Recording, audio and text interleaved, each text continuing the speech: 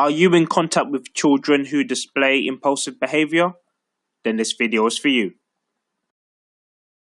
So the behaviour which we're going to look at today is impulsive behaviour.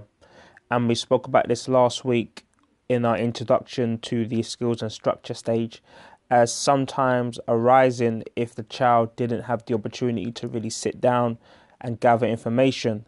And because of that, the child may think second and act first, which oftentimes has a negative outcome on situations and events. So some of the affirmations which I would use with this type of behavior would be: you can learn from your mistakes and you can learn the rules that help you to live with others. So one of my first tips would be to try and use reflection of the incidents to really help increase thinking and awareness. And so one of the things which I use, which I'll put a link in the description for, is something called restorative approaches and comic strip conversations. And these are literally just a way for you and the student or the child to really retell the story with as many facts as possible. So when I'm doing it, I may begin with what happened first, and then I would say, then what happened after that? Then what happened after that? So on and so forth. And as we're going through the activity, we would try to associate different emotions. So I would ask the child, okay, how did this action make you feel? How did this action make someone else feel?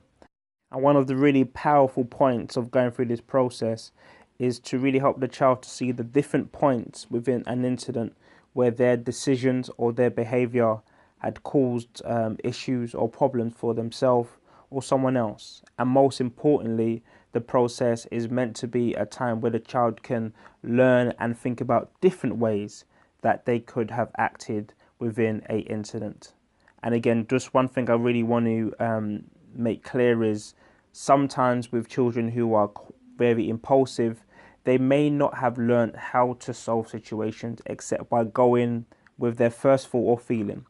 So it's really, really important that assumptions are not made that the child should know how to solve this or they should know what to do within this situation. It's really important that, again, through using restorative approaches or some sort of reflective process, that the child learns and is able to gather information for different ways that they can act when a stimulus occurs in their life. And my last tip for dealing with this type of behavior is it's really important to have consistent and clear negotiable and non-negotiable rules. So for example, if you have a rule within your house for no shouting, or in a classroom, it's really important that you are firm with making sure that that rule is kept to. For young people who are impulsive, it's important that they have something to balance or weigh against the decisions that they will make.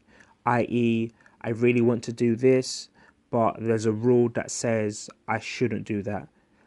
This takes the child out of just doing things, but really brings them into a place where they have to consider the consequences, whether good or bad, for their actions.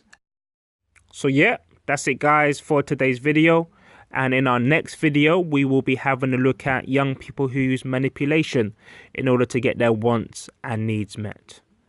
And as always guys, if you've liked the content, please give it a like, please share. And as always, I will see you next week.